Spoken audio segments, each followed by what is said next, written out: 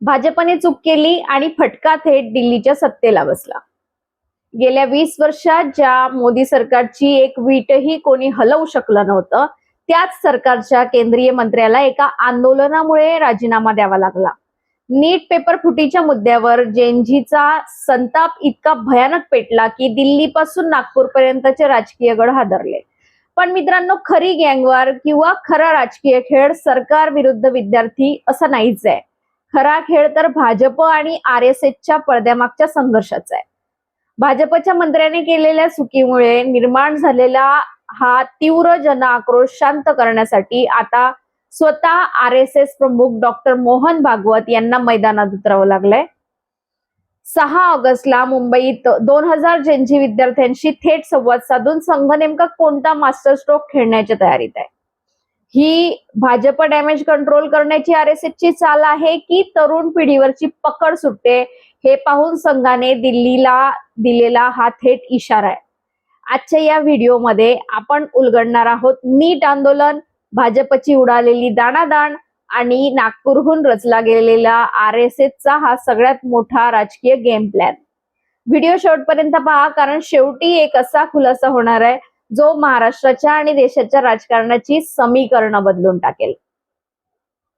तर नमस्कार मित्रांनो, मी राजश्री आणि तुम्ही पाहता राजश्री अनफिल्टर्ड। गेल्या काही दिवसात आपल्या देशात ज्या घडामोडी घडल्या आहेत त्यांनी केवळ शिक्षण क्षेत्र हलवून सोडलं नाही, तर दिल्लीच्या राजकीय वर्तुळात भूकंप घडवून आणलाय। राजकीय राजकारणात गेल्या 12 वर्षात अनेक आंदोलनं झाली, शेतकऱ्यांचे आंदोलन झाले, विविध संघटना रस्त्यावर आल्या, पण मोदी सरकारच्या या संपूर्ण कार्यकाळात जन आंदोलनामुळे थेट एका केंद्रीय मंत्र्याला राजीनामा द्यावा लागण्याची ही पहिलीच वेळ ठरली आहे।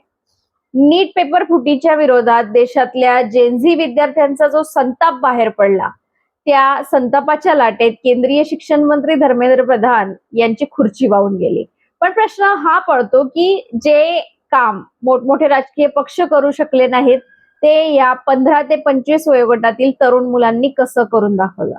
आणि त्याहून मोठा प्रश्न, जेव्हा जेव्हा भाजप किंवा सरकार अडचणीत येतं किंवा जेव्हा जेव्हा तरुण पिढी भाजपपासून दुरवताना दिसते, तेव्हा नागपूरमधील राष्ट्रीय स्वयंसेवक संघ म्हणजेच आरएसएस थेट पिक्चर मध्ये का येतो।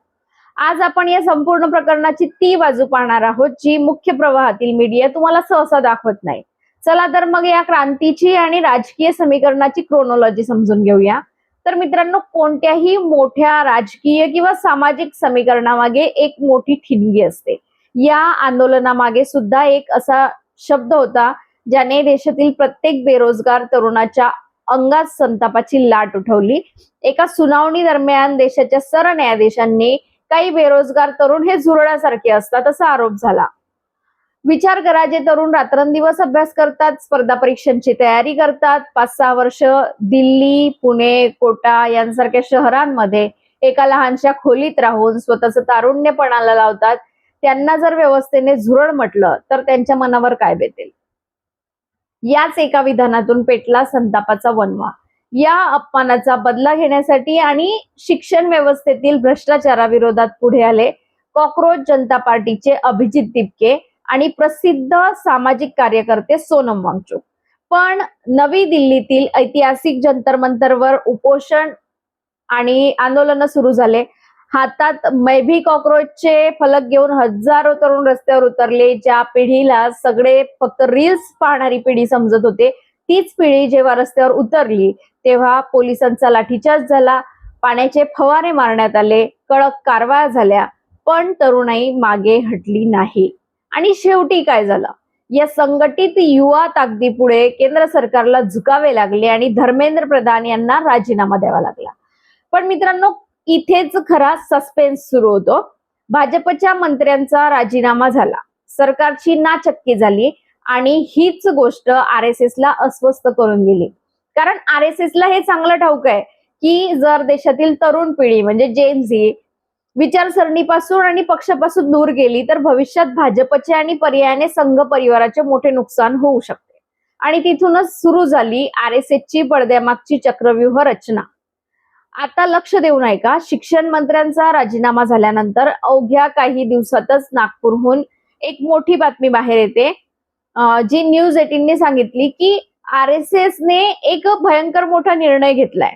जेनझीशी साधणार थेट संवाद. होय, आगामी 6 ऑगस्ट रोजी RSSचे सरसंघचालक डॉक्टर मोहन भागवत मुंबई दौऱ्यावर आहेत. पण हा दौरा कोणत्याही नियमित शाखेसाठी किंवा राजकीय बैठकीसाठी नाहीये. या कार्यक्रमात सरसंघचालक देशातील 100हून अधिक शहरांमधील 15 ते 19 वयोगटातील तब्बल 2000 हायस्कूल विद्यार्थ्यांशी म्हणजे जेनझी आणि जेन अल्फा थेट संवाद साधणार आहेत. जरा विचार करा, जे तरुण कालपर्यंत रस्त्यावर पोलिसांच्या लाठ्या खात होते, ज्या तरुणांच्या मनात नीट पेपर फुटीमुळे सरकारच्या विरोधात प्रचंड राग आहे, त्याच तरुणांच्या समोर थेट सरसंघचालक बसणार आहेत. काय हा RSSचा मास्टर स्ट्रोक आहे का? विश्लेषकांच्या मते या संवादामागे 2 मुख्य कारण आहेत. त्यातलं पहिलं कारण म्हणजे भाजपचे डॅमेज कंट्रोल. भाजपच्या मंत्र्यांच्या चुकीमुळे तरुण पिढीमध्ये जो प्रचंड असंतोष निर्माण झालाय, तो असंतोष विरोधी पक्षाच्या हातात जाऊ नये हे RSSचे मुख्य उद्दिष्ट आहे. तरुणांच्या मनातल्या शंकांचे निरसन करून त्यांचा संताप शांत करण्याचा हा एक प्रयत्न मानला जातोय. दुसरं कारण म्हणजे संघ परिवाराचा भविष्यकालीन प्लॅन, म्हणजे फ्युचर स्ट्रॅटेजी त्यांची जी काही असेल. आजचा 15 ते 19 वयोगटातील तरुण हा उद्याचा मुख्य मतदार असणार आहे.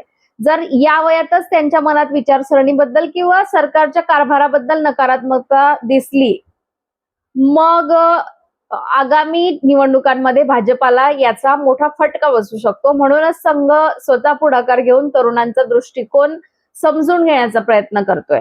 पण मित्रांनो, या ठिकाणी एक मोठा ट्विस्ट हा आहे की हा संवाद इतका सोपा असेल का? विचार करा, जर त्या 2000 विद्यार्थ्यांमधून एखाद्या मुलाने थेट उभं राहून सरसंघचालकांना विचारलं, आमच्या भविष्याशी खेळणाऱ्यांवर कडक कारवाई कधी होणार, किंवा पेपर फुटतात तेव्हा सरकार काय करत असतं, तर सरसंघचालक काय उत्तर देणार? हा कार्यक्रम भाजपची नाचक्की पुसणार की संघालाच एक नव्या अडचणीत ढकलणार? या एका प्रश्नाने सध्या महाराष्ट्रासह संपूर्ण देशाचं राजकारण तापलंय. आता या संपूर्ण समीकरणाचे राजकीय आणि सामाजिक विश्लेषण करूया. या घटनेतून 3 महत्वाचे मुद्दे समोर येतात. त्यातला पहिला मुद्दा असा की भाजप आणि RSS मधील एक अदृश्य दरी. गेल्या काही काळापासून भाजपच्या केंद्रीय नेतृत्वात आणि नागपूरच्या संघ मुख्यालयात सर्व काही ठीक नाही, अशा चर्चा राजकीय वर्तुळात रंगत होत्या. जेव्हा भाजप सरकार विद्यार्थ्यांचा राग शांत करण्यात अपयशी ठरलं, तेव्हा संघाला स्वतः मैदानात उतरावं लागलं. याचा अर्थ असा की RSS आता भाजपाच्या चुकांवर पडदा टाकण्यासाठी नव्हे, तर स्वतःची पकड मजबूत करण्यासाठी पुढे येतंय. दुसरा मुद्दा म्हणजे जेनझीचा उदय. नव्या युगाचे राजकारण. भारतातील राजकीय पक्ष नेहमी जातीच्या, धर्माच्या किंवा प्रांतांच्या समीकरणांवर निवडणुका लढवत आले आहेत. पण या नीट आंदोलनाने हे सिद्ध केलं की आजची तरुण पिढी म्हणजे जेनझी ही केवळ भावनिक मुद्द्यांवर भुलणारी नाही. त्यांना रोजगार हवाय, त्यांना पारदर्शक शिक्षण व्यवस्था हवी आहे, आणि जर हे मिळाले नाही तर ते थेट मंत्र्यांचा राजीनामा घडवून आणू शकतात. तिसरा मुद्दा असा की 6 ऑगस्टच्या बैठकीचं गांभीर्य. मुंबईत होणारी 6 ऑगस्टची ही बैठक केवळ एका औपचारिक कार्यक्रम नाही. जर डॉक्टर मोहन भागवत यांनी विद्यार्थ्यांचं ऐकून सरकारला काही कडक निर्देश दिले, तर हा भाजपासाठी मोठा संदेश असेल. आणि जर हा संवाद केवळ एक PR स्टंट ठरला, तर तरुणांचा असंतोष अधिकच भडकू शकतो. थोडक्यात सांगायचं तर झुळण म्हणून हिणवल्या गेलेल्या या तरुणाईने आज देशाच्या सर्वात मोठ्या विचारसरणीला आणि राजकीय पक्षाला आपल्या समोर विचार करायला भाग पाडलाय. मित्रांनो, लोकशाहीची खरी ताकद हीच असते. जेव्हा सत्ता अंध होते, जेव्हा प्रशासन लोकांच्या प्रश्नांकडे दुर्लक्ष करते, तेव्हा या देशातील तरुण पिढी रस्त्यावर उतरून स्वतःचा अधिकार हिरावून घेते.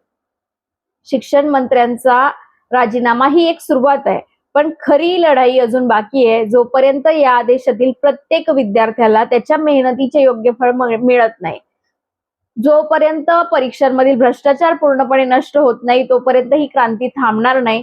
6 ऑगस्टला मुंबईत काय घडते? डॉक्टर मोहन भागवत विद्यार्थ्यांच्या प्रश्नांची कशी उत्तरे देतात आणि यातून देशाच्या राजकारणाला काय नवीन वळण मिळतं, हे पाहणं अत्यंत महत्वाचं ठरेल. तुम्हाला काय वाटतं? RSSचा हा जेनझी संवादाचा प्लॅन खरोखर विद्यार्थ्यांचा प्रश्न सोडवेल, की हे फक्त भाजपचे डॅमेज कंट्रोल आहे, की हा PR स्टंट आहे? तुमचं रोखठोक मत मला कमेंट बॉक्समध्ये नक्की लिहा. जर तुम्हाला आजचा हा राजकीय आणि सामाजिक विश्लेषणाचा व्हिडिओ आवडला असेल तर व्हिडिओला लाईक नक्की करा आणि तुमच्या प्रत्येक विद्यार्थी, पालक आणि मित्रांपर्यंत हा व्हिडिओ नक्की शेअर करा. अशाच घडामोडींवर, नवनवीन घडामोडींवर सविस्तर आणि निष्पक्ष विश्लेषण पाहण्यासाठी आपल्या चॅनलला आत्ताच सबस्क्राईब करा आणि हो, ती बेल आयकॉन दाबायला अजिबात विसरू नका. भेटूया 6 ऑगस्टच्या या मोठ्या घडामोडी नंतरच्या पुढील व्हिडिओमध्ये. तोपर्यंत काळजी घ्या, जागृत राहा आणि आपल्या हक्कांसाठी आवाज उठवत राहा. जय हिंद, जय महाराष्ट्र. धन्यवाद.